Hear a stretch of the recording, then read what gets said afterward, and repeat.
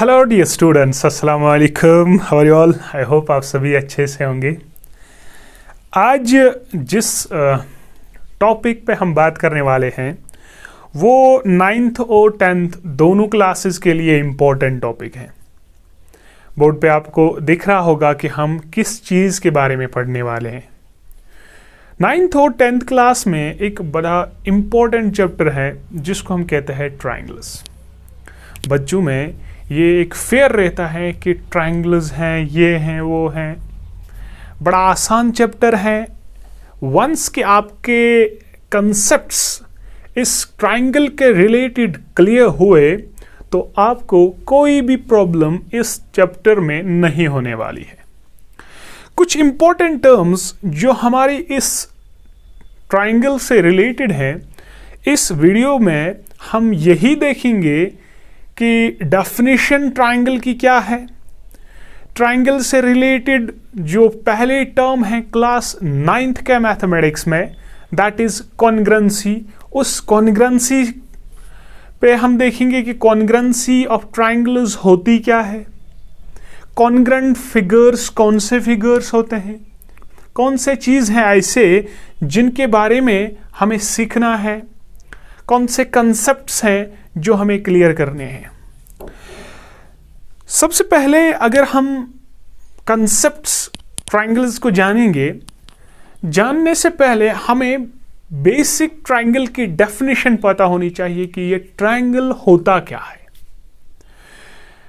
सबसे पहले कि अगर हम ट्रायंगल की डेफिनेशन देखें, उस ट्रायंगल की डेफिनेशन से पहले हमें पॉलीगन की डेफिनेशन पता होनी चाहिए। ये पॉलीगन होता क्या है और किस तरीके से हम अपने ट्रायंगल को पॉलीगन से रिलेट करते हैं। अगर हम पॉलीगन की बात करें, पॉलीगन एक ऐसी क्लोज्ड फिगर को कहते हैं, ध्यान से सुनिएगा, एक ऐसी क्लोज्ड फिगर को कहते हैं जिसमें सारे जो साइड्स होंगे वो लाइन सेगमेंट्स होने चाहिए। मतलब अगर मैं एक क्वाड्रिलेटरल बनाऊं इस तरीके से, this be a quadrilateral, let A, B, C, D be the vertices of this quadrilateral ABCD। अब इस क्वाड्रिलेटरल को अगर हम देखें, इसमें जो भी साइड्स हैं, चाहे AB हैं, चाहे BC हैं, चाहे हमारे पास CD हैं, चाहे DA हैं, ये सारी चीजें जो है, ये सारे जो साइड्स हैं ना, ये सारे लाइन सेगमेंट्स हैं। तो इस बेस पे हम एक क्वाड्रिलेटरल को भी पॉलीगन कहते हैं। यानी पॉलीगन उस क्लोज्ड फिगर को कहते हैं जो लाइन सेगमेंट से बनी हुई हो और क्लोज्ड हो।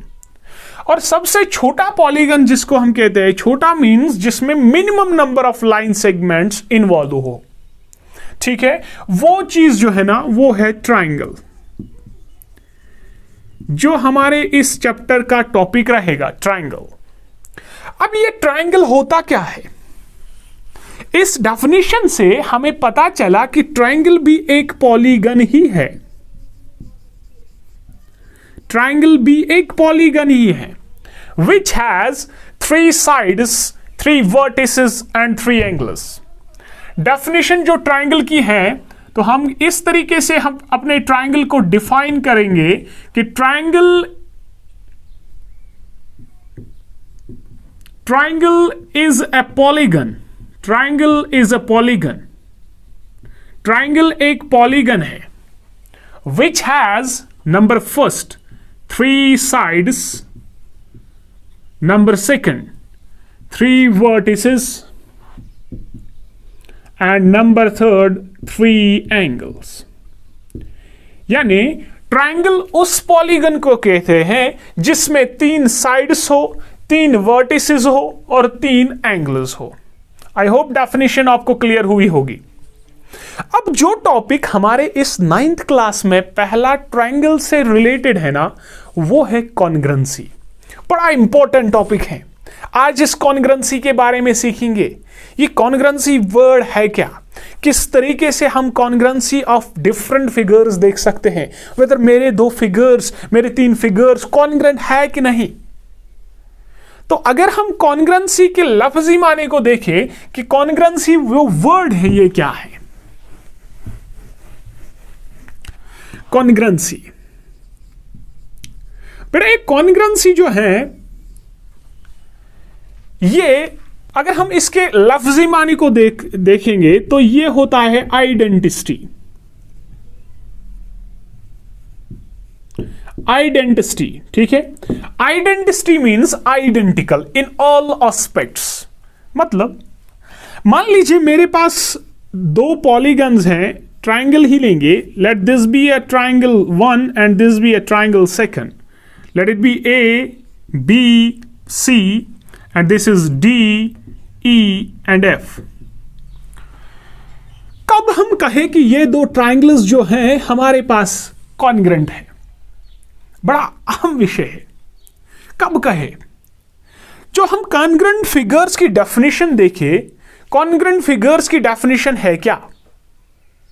कॉन्ग्रेंट फिगर्स की डेफिनेशन है कि हम कहेंगे कि दो फिगर्स आपस में कॉन्ग्रेंट हैं अगर if and only if, number first, उनका साइज सेम हो, नंबर सेकंड, और उनकी शेप सेम हो। Two figures are said to be congruent figures if their shape and size both are equal। अगर दो फिगर्स की, दो जियोमेट्रिक फिगर्स की सेम शेप और सेम साइज होगा तब हम कहेंगे कि दो कॉन्ग्रेंट फिगर्स होते हैं वो, तब हम कहेंगे कि वो फिगर्स कॉन्ग्रेंट होते हैं। ध्यान से सुनिए, अगर मेरे पास ये दो ट्राइंगल्स हैं और ये है A B C, एक क्लोज्ड फिगर है, क्लोज्ड पॉलीगन है, सेकंड वन है D E F, तो सेकंड पॉलीगन है, ये एक ट्राइंगल, ये एक ट्राइंगल। कब मैं इन दो ट्राइंगल्स को कॉन्ग्रेंट कह सकता हूं? मैंने अभी बोला कि कॉन्ग्रेंट फिगर्स में ये चीज होनी चाहिए कि उसमें सेम शेप होनी चाहिए and second one same size होना चाहिए। और इसकी जो नोटेशन होती है ना, इसका सिंबल जो है ना कॉन्ग्रेंसी का, वो इस तरीके से है, जहां पर ये ऊपर वाली चीज सेम साइज शेप को दिखाती है और ये चीज जो है सेम साइज को दिखाती है। यानी दो फिगर्स को हम कॉन्ग्रेंट कहेंगे जब उनकी सेम शेप होगी और उनका साइज भी सेम होगा। ठीक, अब यहां पर देखिए, इन फिगर्स को कब मैं कहूं कि ये कॉन्ग्रेंट है, वही प्रोसीजर लगाए कि इनका सेम जो है साइज भी होना चाहिए और शेप भी होनी चाहिए।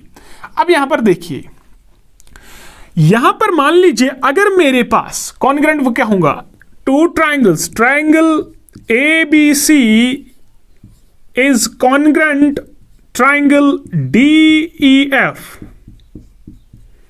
triangle ABC is congruent triangle DEF if, ध्यान से सुनिएगा, if क्या चीज है कि इस ट्राइंगल के तीन एंगल्स, इस वाले ट्राइंगल के तीन एंगल्स को बराबर होंगे, नंबर फर्स्ट। सेकेंड वन, जो इस ट्राइंगल के तीन कारस्पॉन्डिंग साइड्स होंगे वो इन ट्राइंगल के तीन कारस्पॉन्डिंग साइड्स को बराबर होना चाहिए। अब ये कारस्पॉन्डिंग क्या है आगे पता चलेगा। अब यहां पर देखिए, अगर एंगल A मान लीजिए बराबर है एंगल D को, ठीक है, एंगल B बराबर है एंगल E को, और एंगल C जो है ये बराबर है एंगल F को। एंड इतना ही नहीं चलेगा कि आपके एंगल्स इक्वल हैं तो कॉन्ग्रेंट है, नहीं, एंगल्स के साथ साथ उनके साइड्स भी इक्वल होने चाहिए। और कौन से साइड्स? कारस्पॉन्डिंग साइड्स। मान लीजिए अगर मेरे पास एंगल A बराबर है एंगल D को और एंगल B जो है ये बराबर है एंगल E को, तब इनका जो इंक्लूडेड साइड है दिस एंड दिस, ये दो कॉरस्पॉन्डिंग साइड्स बन गए और ये बराबर होने चाहिए, यानी AB बराबर होना चाहिए DE को। और इसी तरह B और C जो आपस में बराबर हैं तो इनका जो कॉरस्पॉन्डिंग साइड वो ये बन गया, DBC ये बराबर होना चाहिए EF को, और इसका जो थर्ड वन साइड है ये वाला साइड, ये वाले साइड को बराबर होना चाहिए, यानी AC बराबर होना चाहिए DF को। जब मेरे पास दो ट्राइंगल्स में ये 6 कंडीशन सेटिस्फाई होंगे जब ये 6 कंडीशन मेरे 2 ट्रायंगल्स में सेटिस्फाई होंगे, सिर्फ तब ही मैं कह सकता हूं कि मेरे 2 ट्रायंगल्स कॉन्ग्रुएंट है। बात समझ आई? अब यहां पर देखिए, यहां पर हम कहेंगे कि एंगल ए जो है ये कॉरस्पॉन्डिंग एंगल है किसके साथ? एंगल डी के साथ। इस तरीके से ए कॉरस्पॉन्ड्स टू डी। इसी तरह angle B is correspondence to angle E, और इसी तरह angle C is correspondence to angle F. और इसी तरह जैसे हमारे एंगल्स हैं, कॉरस्पॉन्डिंग एंगल्स आपस में बराबर हैं, इसी तरह हमारे साइड्स भी इसी तरह हम लिख सकते हैं। Line segment A B is correspondence to this line segment D E. Similarly B C जो है ये कॉरस्पॉन्डेंस साइड किसके साथ होगा बेटा? ये होगा ई एफ के साथ। और इसी तरह ए सी जो है, ए सी लाइन सेगमेंट बराबर कॉरस्पॉन्डेंस किसके साथ होगा?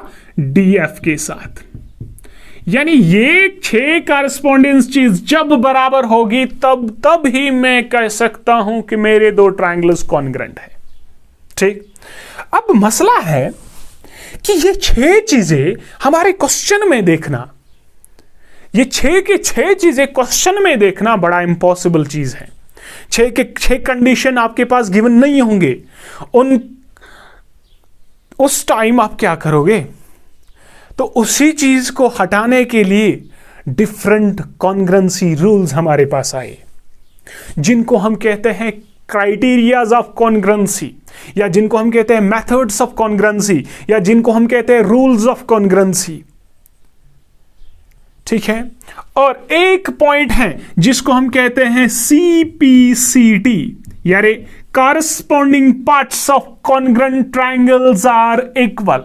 जब हमारे पास बहुत ही इंपॉर्टेंट, ये पॉइंट बहुत ही इंपॉर्टेंट है, CPCT, corresponding parts of congruent triangle और ऑलवेज इक्वल। जो भी हमारे पास ट्रायंगल्स कॉन्ग्रुएंट होंगे उनके जो कॉरस्पॉन्डिंग पार्ट्स होंगे ना, वो हमेशा इक्वल होंगे। ऑब्वियसली जब 2 ट्रायंगल्स कॉन्ग्रुएंट होंगे तो उनके कॉरस्पॉन्डिंग पार्ट्स तो इक्वल होंगे ही।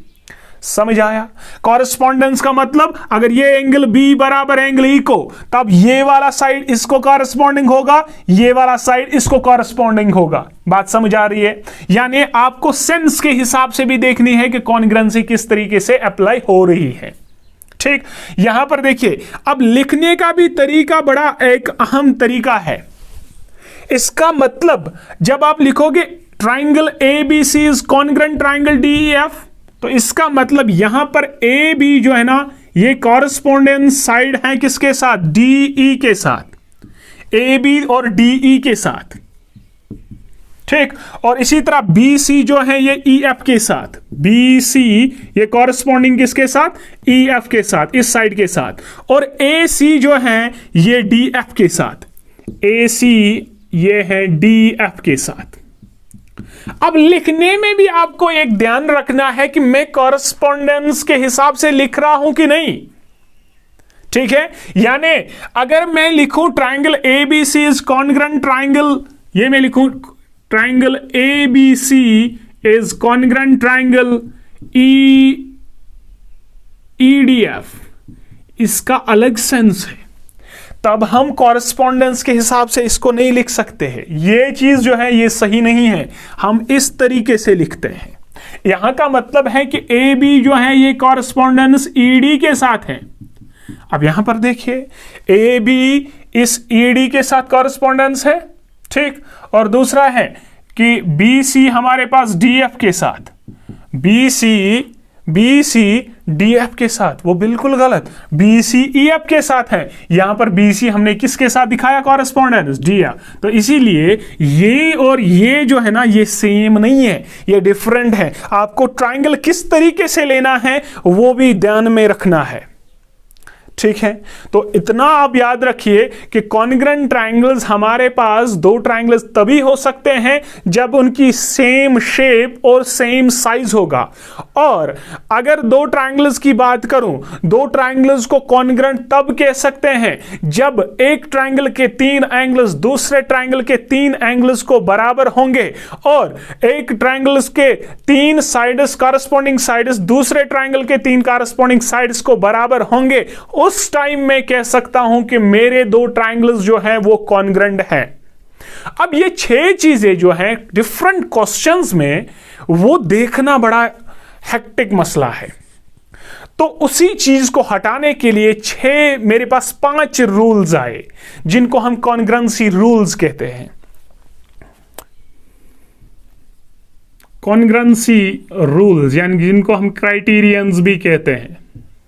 Number first S congruency rule, और दूसरा है मेरे पास S congruency rule. Third one है मेरे पास A congruency rule. Fourth one है मेरे पास एस कॉन्ग्रुएंसी रूल, और फिफ्थ है मेरे पास RHS कॉन्ग्रुएंसी रूल।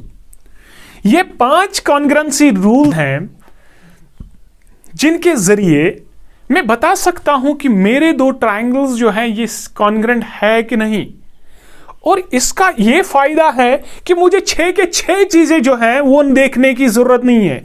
बस अगर कुछ ही चीजें मुझे पता चले इन कॉन्ग्रुएंसी रूल्स के हिसाब से तो मैं कह सकता हूं कि मेरे दो ट्रायंगल्स जो हैं वो कॉन्ग्रुएंट है कि नहीं। क्या है देखते हैं। नंबर फर्स्ट है एस कॉन्ग्रुएंसी रूल। वही कह रहा है it means side congruency rule. ठीक है, और ये क्या कह रहा है कि अगर मेरे पास दो ट्रायंगल्स इस तरीके हैं जिसका नाम let it be A B और सी, दूसरा ट्रायंगल है इसी तरीके से जिसका नाम है डी ई एंड एफ, और बोल रहा है कि अगर इस ट्रायंगल के 3 साइड्स जो हैं जो इस ट्रायंगल के 3 साइड्स इस वाले ट्रायंगल के 3 साइड्स को बराबर होंगे, तब मैं कह सकता हूं कि मेरे दो ट्रायंगल्स कॉन्ग्रुएंट हैं by means of S congruency rule. उसका मतलब यानी लेट अगर मेरे पास ए बी बराबर है डी ई को, बी सी बराबर है ई एफ को, ए सी बराबर है डी एफ को, यानी इस ट्रायंगल के 3 इस वाले ट्रायंगल के 3 साइड्स को बराबर है, तब मैं कहूं कि ये दो ट्रायंगल्स कॉन्ग्रुएंट है बाय एस कॉन्ग्रुएंसी रूल। तब आपको एंगल्स देखने की जरूरत नहीं है, क्योंकि ये रूल्स जो खुद ब खुद प्रूव्ड है कि अगर मेरे पास 3 साइड्स बराबर होंगे तो उनके एंगल्स खुद ब खुद होते हैं। क्लियर? इसको हम कहते हैं एस रूल। यानी अगर मेरे पास दो ट्रायंगल्स में 3 साइड्स बराबर हैं दूसरे ट्रायंगल के 3 साइड्स को, तो वो चीजें जो हैं वो कॉन्ग्रुएंट। क्लियर? सेकंड, मेरे पास है SAS, यानी अगर मैं यही दो ट्रायंगल्स लेता हूं कि मेरे पास अगर एक साइड और दूसरा साइड आपस में बराबर और इन दो साइड्स का इंक्लूडेड एंगल जो इनके बीच में होगा, this angle and this angle must be equal. यानी अगर मेरे पास है ABC और ये है DEF, तो अगर कभी कभार दो ट्रायंगल्स में एक साइड दूसरे साइड को बराबर और दूसरा साइड इस वाले दूसरे साइड को बराबर और उनका इंक्लूडेड एंगल यानी उन दो इक्वल साइड्स के बीच वाला एंगल बराबर होना चाहिए, तब हम कहेंगे साइड एंगल साइड जो है ये साइड एंगल साइड के जरिए ये दो ट्रायंगल्स कॉन्ग्रुएंट है। तब आपको बाकी चीजें जो है वो देखने की जरूरत नहीं, आपको सिर्फ यही चीज देखनी है कि अगर एक ट्रायंगल के 2 साइड्स दूसरे ट्रायंगल के 2 साइड्स को बराबर होंगे और उनका इंक्लूडेड एंगल इक्वल होगा, तब वो दो ट्रायंगल्स जो है ना वो बेटा कॉन्ग्रुएंट होते हैं। और इसी तरह हमारे पास ASA, यानी मान लीजिए मेरे पास एक ट्रायंगल ये है, इसका नाम है A, B और C, दूसरा ट्रायंगल है इस तरीके से जिसका नाम है D, E एंड F, और क्या बोलूं कि ये दो ट्रायंगल्स कॉन्ग्रुएंट है, तो आपको क्या देखना है कि मेरे पास अगर एक मान लीजिए ये एंगल A बराबर है इस एंगल D को और मेरे पास एंगल C बराबर है एंगल F को, और अगर कभी कभार ये एंगल ए बराबर है एंगल डी को, एंगल बी बराबर है एंगल सी को, एंगल एफ को, और जो इनके दो एंगल्स के इंक्लूडेड साइड यानी ये वाला साइड इस वाले साइड को बराबर होगा, अगर कभी कभार इस ट्रायंगल के दो एंगल्स दूसरे ट्रायंगल के दो एंगल्स को बराबर होंगे और उनका इंक्लूडेड साइड यानी ये एंगल और इनके बीच वाला साइड बराबर होंगे आपस में, तब मैं कहूंगा कि एंगल साइड एंगल के जरिए दो ट्रायंगल्स जो हैं कॉन्ग्रेंट है, बाकी देखने की जरूरत नहीं है। बड़े इंपॉर्टेंट रूल्स है बेटा। तो यहां पर देखिए इसके बाद वाला जो ट्रायंगल है दैट इज AAS यानी एंगल साइड भी कॉन्ग्रेंसी है बेटा, कि अगर मेरे पास ये एक ट्रायंगल और दूसरा ये मेरे पास एक ट्रायंगल और इस वाले ट्रायंगल का मान लीजिए ये है A, ये है B और ये है C, ये है D, ये है E और ये है F। मान लीजिए एंगल A जो है ये D को बराबर, एंगल C बराबर मान लीजिए एंगल F को, और इनका कोई साइड या तो ये बराबर होना चाहिए या ये और ये बराबर होना चाहिए, दोनों नहीं। ये क्या एंगल साइड का मतलब कि अगर मेरे पास एक ट्रायंगल के दो एंगल्स और कोई एक साइड इंक्लूडेड के बगैर कोई एक साइड अगर इंक्लूडेड होगा तब ये रूल है ऐसे, इंक्लूडेड के बगैर एंगल या ये साइड या इस तरीके से एंगल ये साइड। अब यहां पर देखिए इस ट्रायंगल के दो एंगल्स को बराबर, अगर ये और ये साइड बराबर हुआ तब AAS के जरिए ये दो ट्रायंगल्स जो है कॉन्ग्रेंट, या इस तरीके से एंगल और ये साइड बराबर होंगे एंगल और इस वाले साइड को, तब भी मेरे पास दो ट्रायंगल्स कॉन्ग्रेंट है by means of AAS rule. Clear? लेकिन कभी कभार अब मसला है कि आपके पास राइट ट्रायंगल्स भी होंगे। मान लीजिए मेरे पास दो राइट ट्रायंगल्स हैं, ये एक है, ये मेरे पास दूसरा राइट ट्रायंगल है, late it B A, B and C, it is D, E and F। Obviously right triangle है, मान लीजिए ये जो है दोनों 90s है।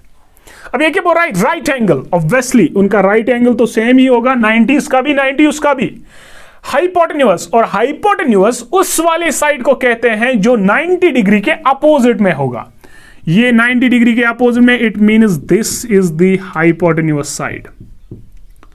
अगर ये भी बराबर होगा और कोई एक साइड चाहे ये और ये साइड राइट एंगल, ये 90 तो ऑब्वियसली होगा ही होगा, इसका अपोजिट साइड भी बराबर होना चाहिए यानी ये साइड इसको भी बराबर होना चाहिए, और दोनों में से कोई एक साइड या तो ये और ये बराबर होना चाहिए या तो ये और ये बराबर चाहिए।